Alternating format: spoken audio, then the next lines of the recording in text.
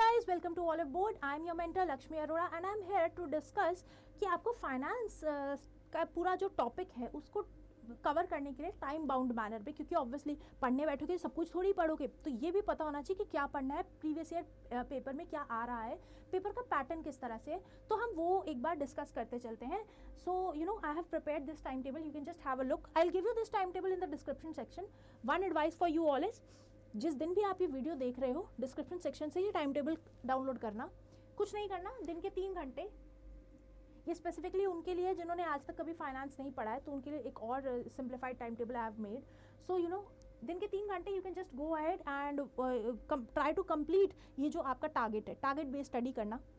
So for that you know I would also like to advise you, या फिर I would also like to tell you कि paper में पूछ क्या रहा है एग्जामिनर. जैसे अगर आप देखो तो ये 2022-23 के यू नो कुछ मिक्स टॉपिक्स हैं. सो RBI asked, you know, what all are the intermediaries recognized by your SEBI. तो अगर आप देखोगे तो सिलेबस में I have given 1 full day to your SEBI. See, I have given a 1 full day to your SEBI. So I am expecting कि जब आप SEBI पढ़ लोगे तो आप इन सब चीज़ों के बारे में पढ़ लोगे, you will be able to answer this question in your examination. Next thing, Payment Vision 2025.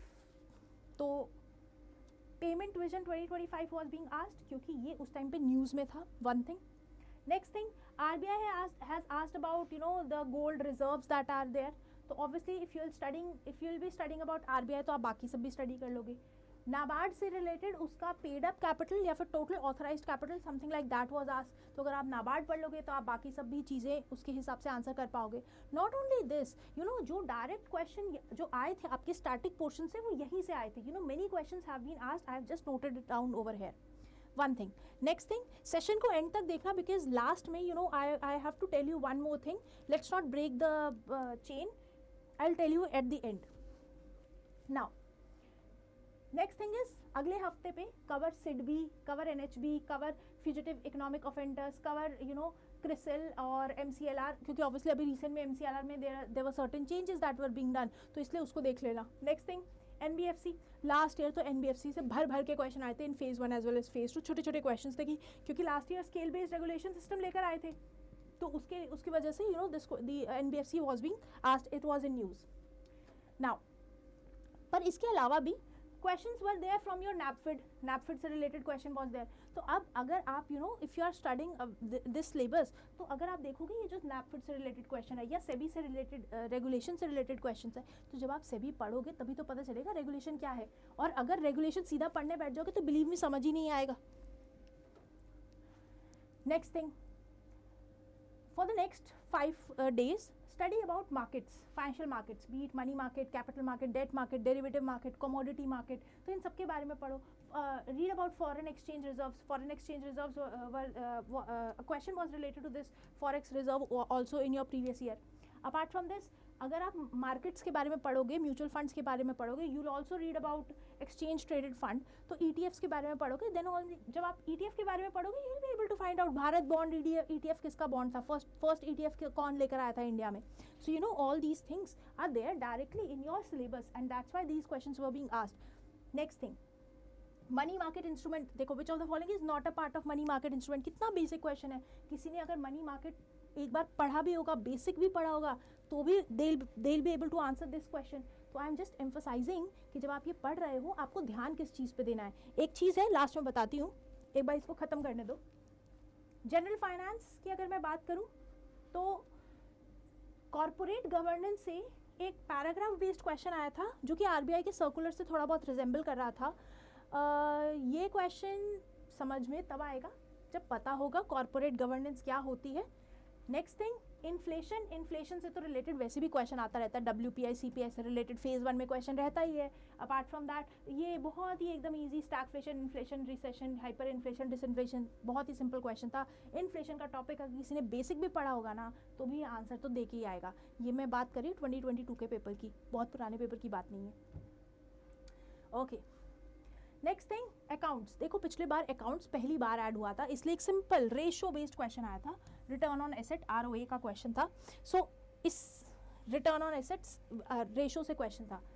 आगे इसी तरह पे पैटर्न पे फॉलो होगा RBI? I don't think so, I can not say, but one thing is clear, पूरी की पूरी balance sheet बनाने नहीं देगा। रीजन मीन कैलकुलेटर तो अलाउड नहीं है, तो बहुत ज़्यादा कैलकुलेटिव पेपर नहीं होगा। पेपर विल बी मोर और less on the simpler side अगर अकाउंट्स की बात करेंगे, ठीक है।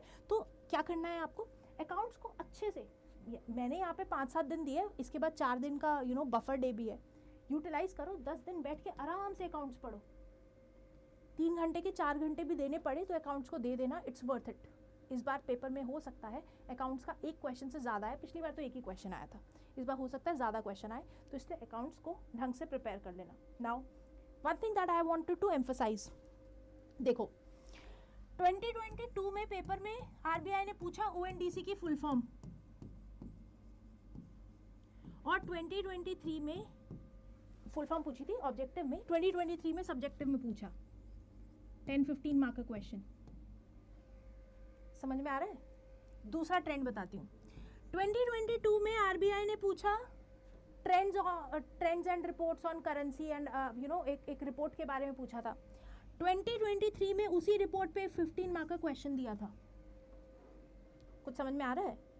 तो आपको करना क्या है, सबसे पहले जाओ और आज ही के आज प्रीवियस ईयर क्वेश्चंस को देखो, पूछ क्या रहा है। जो भी ऑब्जेक्टिव क्वेश्चन में आ चुका है फेज़ 1 में, देखो उसका लिंक कहीं और तो नहीं है, अगर है तो वो पूछा जा सकता है। एनबीएफसी से पिछले साल बहुत सारे क्वेश्चंस आपके ऑब्जेक्टिव में आए थे। सब्जेक्टिव में जो क्वेश्चन आया था दैट वाज रिगार्डिंग कि NBFC, what are the different types of NBFCs. तो क्वेश्चन कहीं ना कहीं वहीं घूम रहा है, प्रीवियस ईयर पेपर में ही घूम रहा है। That's why I am emphasising.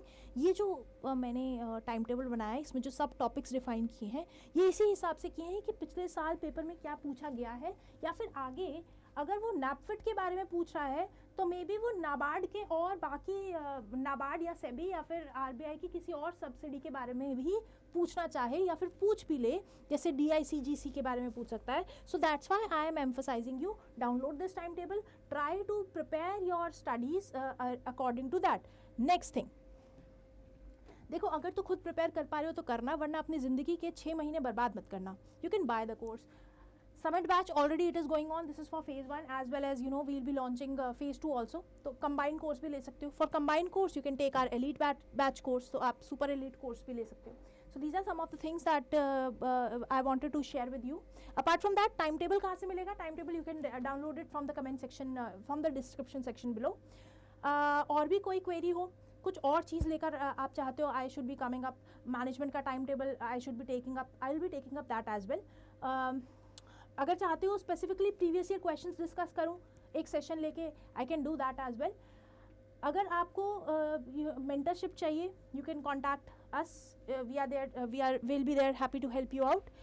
And also if you have any query regarding your preparation, you can write it to me over here. This is my Telegram channel. You can write it to me over here. Also, description section में, comment section में भी आप इस video में you can tell me. Thank you and have a nice day. I hope we can help you out in your RBI's journey. Thank you and have a nice day.